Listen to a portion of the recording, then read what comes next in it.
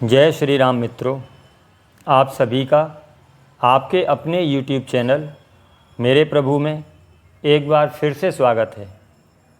दोस्तों, आज का वीडियो उन लोगों के लिए बहुत ख़ास होने वाला है जो हनुमान जी के भक्त हैं, हनुमान जी से प्रेम करते हैं, भगवान श्री राम और माता सीता को अपने हृदय में धारण करते हैं या धारण करना चाहते हैं। दोस्तों, आज के वीडियो में हम बजरंग बाण, जिसे बहुत से लोग हनुमान बाण भी कहते हैं, पर विस्तृत चर्चा करने वाले हैं।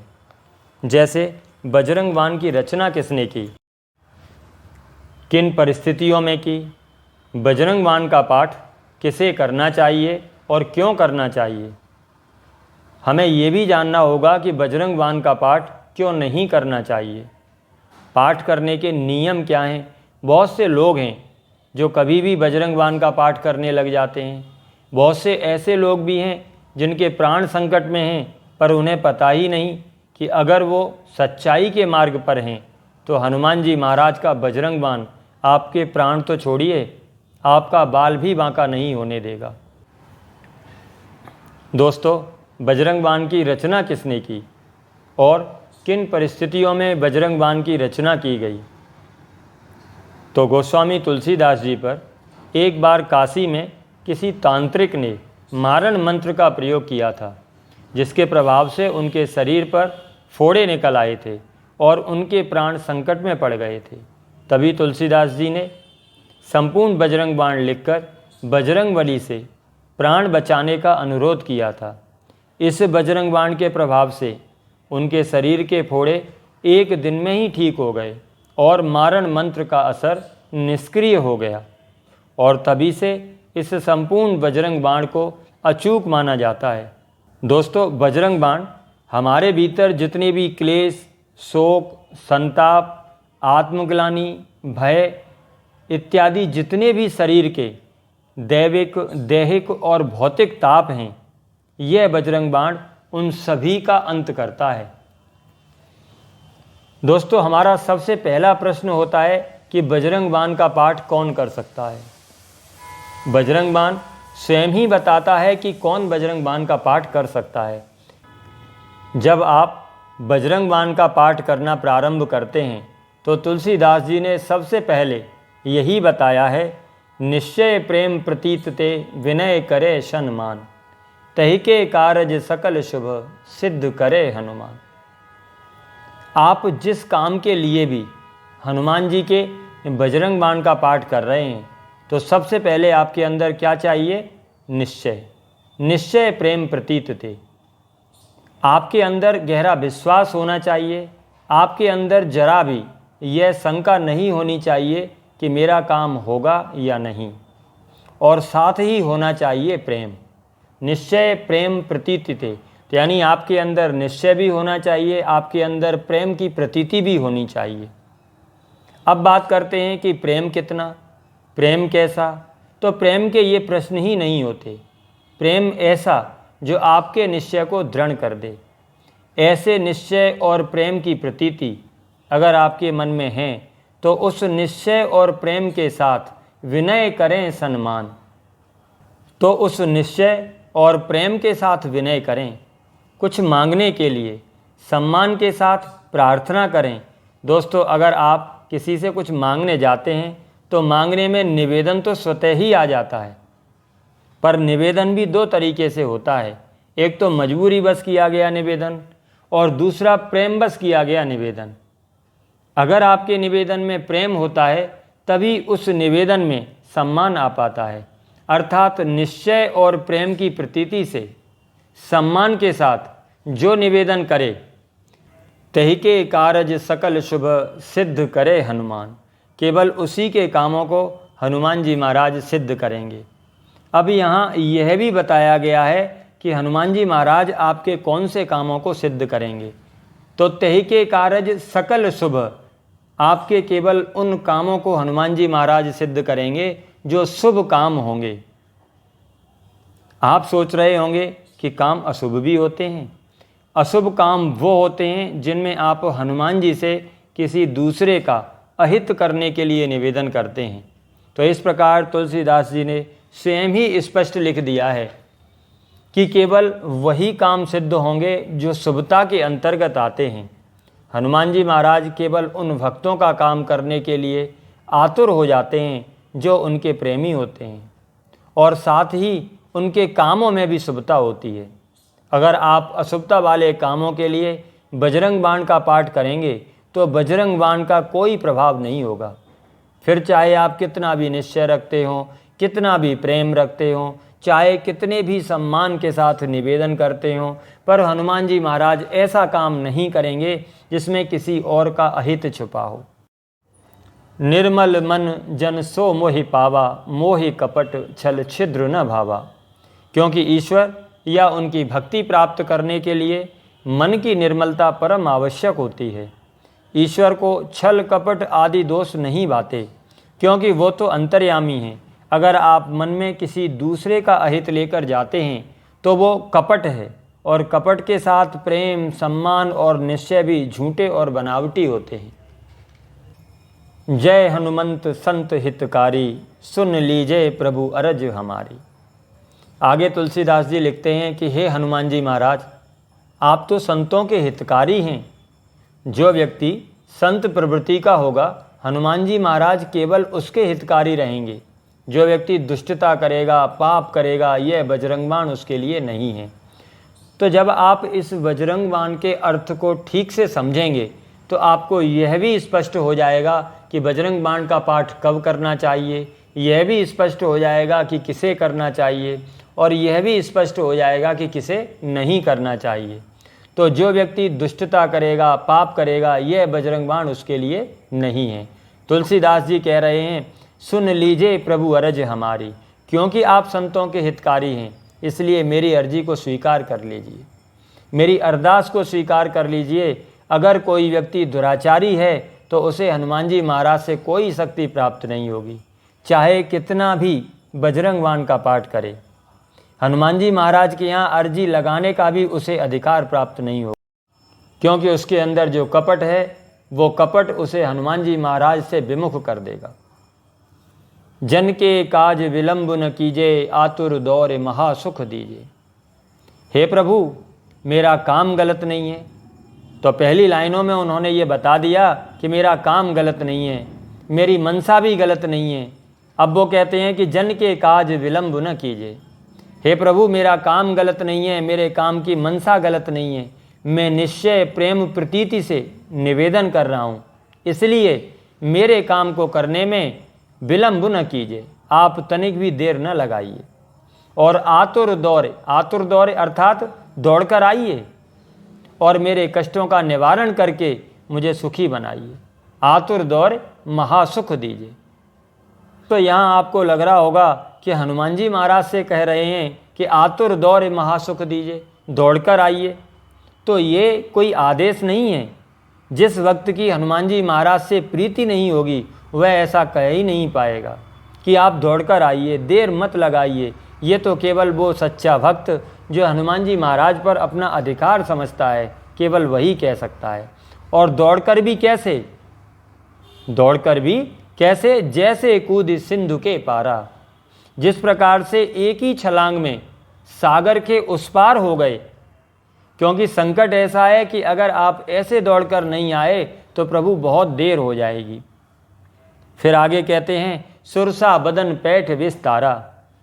सुरसा नाम की राक्षसी ने आपके मार्ग को अवरुद्ध करने का प्रयास किया। जब आप समुद्र को पार कर रहे थे तो सुरसा नाम की राक्षसी ने आपके मार्ग को रोकने का प्रयास किया।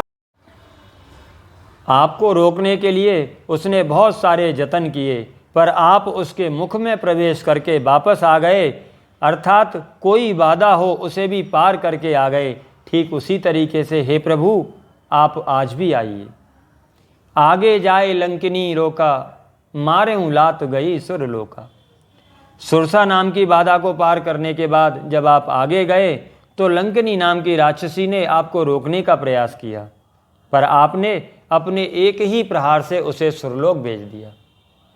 जिस तरीके से सीता माता की खोज में जब आप गए थे तब आपने जितनी शीघ्रता दिखाई थी, हे प्रभु आज भी आप उतनी ही शीघ्रता दिखाइए।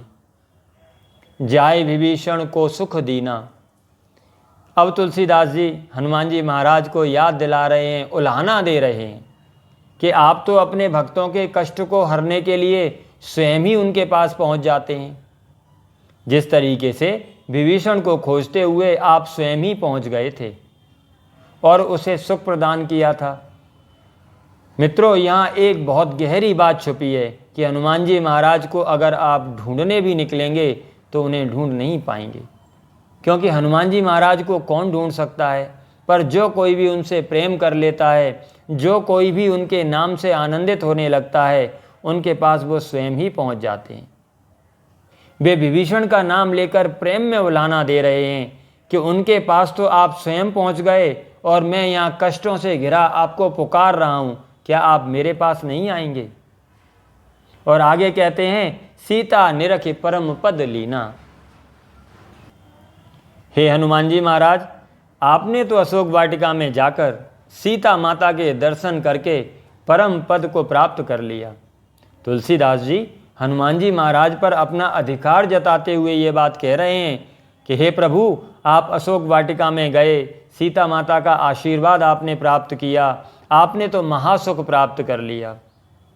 अब मुझे भी मेरे कष्टों से निवार कर उस महासुख को प्रदान कर दीजिए। बाग उजार सिंधु मह बोरा।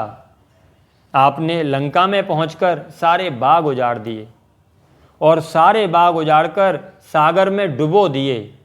बाग उजार सिंधु मह बोरा, सिंधु में उनको बोर दिया, डुबो दिए। अति आतुर जमकातर तोरा। जमकातर एक प्रकार की तलवार होती है। तो यहाँ तुलसीदास जी कह रहे हैं कि हे प्रभु, आपका जो जमकातर है, आपकी जो तलवार है अति आतुर, वो बहुत व्याकुल रहता है। किसके लिए? राक्षसों पर प्रहार करने के लिए। तो यहाँ वो कहते हैं कि अति आतुर जमकातर तोरा, कि आप अपने उसी जमकातर से तंत्र मंत्र जादू टोना टोटका रूपी जो राक्षस हैं उन पर प्रहार करिए प्रभु, और मुझे महासुख प्रदान कर दीजिए। अक्षय कुमार को मार संहारा, लूम लपेट लंका को जारा। हे प्रभु, आपने अक्षय कुमार जैसे राक्षसों का संहार कर दिया और पूरी लंका को अपनी पूंछ में लपेटकर जला डाला। लाह समान लंक जर गई। आपने जिस लंका को पूंछ में लपेटकर जलाया, वह लंका ऐसे जलने लगी मानो लंका सोने की बनी न होकर के लाख की बनी हो। दोस्तों, लाख का उपयोग महाभारत में भी दुर्योधन ने पांडवों के लिए किया था। लाख का महल बनाकर उन्हें जलाकर मार डालने का प्रयास किया था। लाख बहुत तेजी से आग पकड़ता है। तुलसीदास जी कहते हैं कि लंका बनी तो सोने की थी, पर आपने उसे अपनी पूंछ में लपेटकर ऐसा जलाया मानो सोने की न बनी होकर के वह लाख की बनी हो। और इसके बाद जैसे ही लंका जलने लगी, उसके बाद जय जय ध्वनि सुरपुर में भई। सुरपुर देवताओं के नगर में जैसे ही हनुमान जी महाराज ने सोने की लंका को जलाया, तो देवताओं के नगर अर्थात स्वर्ग लोक में भी आपकी जय जयकार की ध्वनि गूंजने लगी। क्योंकि रावण इतना बलशाली था कि उसने नवग्रहों को भी अपने यहाँ कैद कर रखा था। जब उसकी सोने की लंका को लाख के समान जलता हुआ देवताओं ने देखा, तो उन्होंने भी हनुमान जी महाराज की जय जयकार की। सभी देवताओं को लगने लगा कि जो राक्षस किसी से भयभीत नहीं होते थे, लेकिन हनुमान जी महाराज आपने उनके लंका में रहते हुए, रावण के लंका में मौजूद होते हुए, केवल अपनी पूंछ से ही सारी लंका जला डाली। और इस तरह लंका को जलता देखकर देवताओं को भी रावण के भय से मुक्ति मिली और उन्होंने प्रसन्न होकर आपकी जय जयकार की।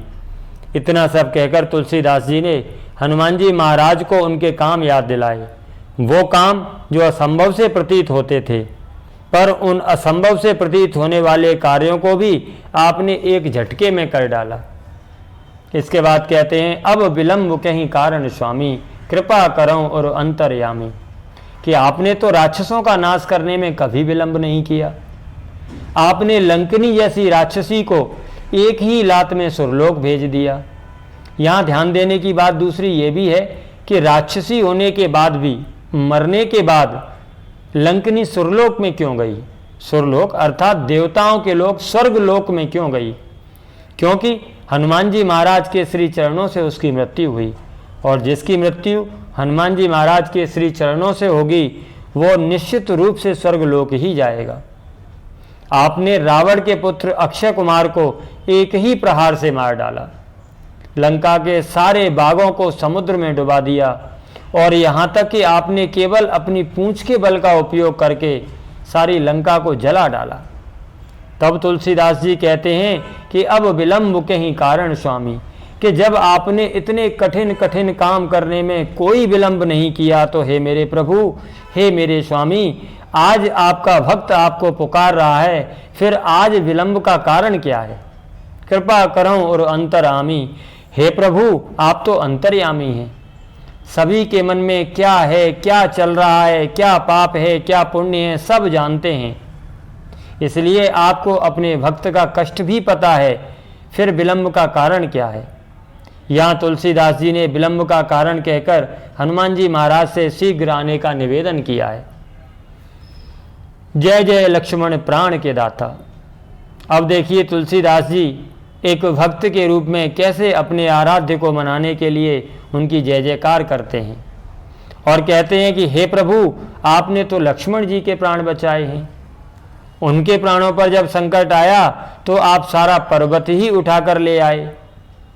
आतुर होए दुख करहु निपाता, और जिस तरीके से उस समय आतुर होकर आपने संजीवनी बूटी लाने में जरा भी देर नहीं लगाई, उसी तरीके से आज भी आतुर हो जाइए और अपने इस भक्त के दुखों का निवारण कर दीजिए। जय गिरिधर जय जय सुख सागर। यहाँ तुलसीदास जी ने हनुमान जी महाराज को गिरधर कह के संबोधित किया है, क्योंकि हनुमान जी महाराज जब संजीवनी बूटी लेने गए थे तो वे पर्वत को ही उठा लाए थे। जिस तरीके से श्री कृष्ण भगवान ने पर्वत को उठा लिया था और उनका नाम गिरधर पड़ गया था, उसी तरीके से हनुमान जी महाराज का नाम भी गिरधर पड़ गया। हे पर्वत को धारण करने वाले, हे सुखों के सागर, आपकी जय हो। सुर समूह समरथ भट नागर, हे देवताओं के समूह के सर्वश्रेष्ठ योद्धाओं के नायक, आप सब प्रकार से समर्थ हैं। आप ही पर्वत को धारण करने वाले हैं, आप ही सुखों के सागर हैं। आपकी जय हो, आपकी जय हो, आपकी जय हो। और इस तरीके से तुलसीदास जी हनुमान जी महाराज को मनाने का प्रयास कर रहे हैं कि हे प्रभु, आज दुखों का पहाड़ मेरे ऊपर टूट पड़ा है, तो आप आज भी आइए और आज इस पहाड़ को उठा लीजिए। ओम हनु हनु हनु हनुमंत हटीले। यहाँ तुलसीदास जी ने हनुमान जी महाराज को हटीले कहकर पुकारा है। अब ये जो हनुमान जी महाराज का नाम हटीले हनुमान पड़ गया, इसके पीछे भी एक बड़ी रोचक कहानी है। एक बार जब बचपन में ही हनुमान जी महाराज ने सूर्य को पका हुआ फल समझकर खा लिया था, तब सारे संसार में अंधेरा छा गया था। सारे देवगण मारुति से विनती करने लगे कि वह सूर्य को उगल दें, लेकिन बाल मारुति ने ऐसा नहीं किया, और इस वजह से भगवान इंद्र ने क्रोधित होकर उनकी हनु यानी ठोड़ी पर वज्र से प्रहार किया। इस प्रहार से उनकी ठोड़ी टूट गई, और इसी घटना के बाद से उन्हें अपने हटीले स्वभाव के कारण हनुमान हटीले कहा जाने लगा। तुलसीदास जी इस तरह उन्हें अपने प्रेम में बांधकर आने के लिए विवश कर रहे हैं कि हे प्रभु, आप तो इतने हटीले हैं कि आप जिस काम को करने की ठान लें उसे करके ही रहते हैं। अपने भक्त की बारी आने पर उसी प्रकार का हट दिखाइए और तुरंत आ जाइए।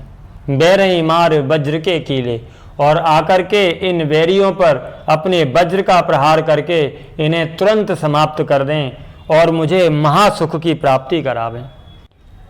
यहाँ तुलसीदास जी हनु हनु हनु शब्द की ध्वनि से उनका जोश बढ़ा रहे हैं, ताकि वो तुरंत आकर शत्रुओं पर अपने वज्र का प्रहार करें और उन्हें आकर के बचा लें। गदा वज्र ले बैरही मारो, महाराज निज दास हो पारो। अपने गदा से वैरियों को मार डालो, अपने गदा से वैरियों पर ऐसा प्रहार करो कि वैरी जो मुझे श्री राम का काम करने से रोक रहे हैं, प्रभु श्री राम का नाम लेने से रोक रहे हैं, वो हमेशा हमेशा के लिए समाप्त हो जाएं। हे प्रभु, उन्हें मारकर अपने इस दास को इन संकटों से उबार लो, इन संकटों से बचा लो। अब आप सोच रहे होंगे कि तुलसीदास जी जैसे भक्त पर भी इस तरीके के संकट, तुलसीदास जी जैसे भक्त को भी कोई क्यों मारना चाहता था। तो दोस्तों, जो व्यक्ति भगवान श्री राम का काम करता है, राम के वास्तविक चरित्र को जन जन तक पहुंचाने निकलता है, श्री राम से लोगों को जोड़ने की कोशिश करता है, उसका यह काम बहुत से लोगों को अच्छा नहीं लगता। पर उन्हें यह नहीं पता होता कि प्रभु श्री राम के कार्यों को करता तो कोई व्यक्ति है, पर उसे करवाने के लिए स्वयं हनुमान जी महाराज उसके साथ खड़े होते हैं और वही उसकी रक्षा भी करते हैं। शून्य पुकार हुंकार दे धावो, वज्र गदा अनु विलंब न लावो। अब तुलसीदास जी कहते हैं कि मेरी इस पुकार को सुनकर हुंकार देते हुए दौड़ करके आइए। हनुमान जी की हुंकार भी शत्रुओं के लिए हथियार का काम करती है। अगर हनुमान जी हुंकार भरकर दौड़कर आएंगे तो शत्रु स्वतः ही मर जाएंगे। और आप हुंकार भरकर अपनी कठोर गदा के साथ आइए प्रभु, ताकि शत्रुओं का नाश तुरंत हो जाए, जरा भी विलंब न हो और मुझे मेरे कष्टों से छुटकारा मिल सके। ओम ह्रीम ह्रीम ह्रीम हनुमंत कपीशा। यहाँ तुलसीदास जी के द्वारा ह्रीम बीज मंत्र का उपयोग किया गया है। यहाँ ह का अर्थ होता है शिव, रा का अर्थ होता है प्रकृति और ई महामाया, और जो बिंदु इसके ऊपर लगाते हैं उसका अर्थ होता है दुख हरता। इसको दुर्भाग्य को दूर करने के लिए उपयोग किया जाता है।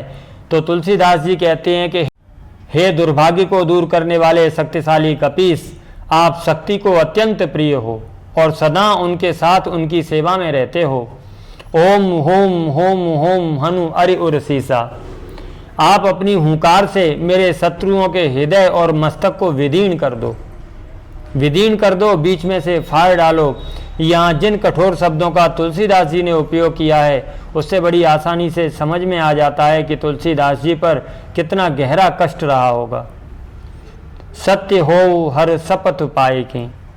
अब तुलसीदास जी हनुमान जी महाराज को हरि की शपथ दिलाते हैं कि हे प्रभु, हे हनुमान जी महाराज, आपको श्री हरि की शपथ, आप सत्य होइए, अर्थात मेरी विनती को पूरी करिए। रामदूत धरु मार उधाई के। हे राम के दूत, मेरे शत्रुओं को मार डालो और मेरी सारी बाधाओं का अंत कर दो, मेरे सारे कष्टों का अंत कर दो।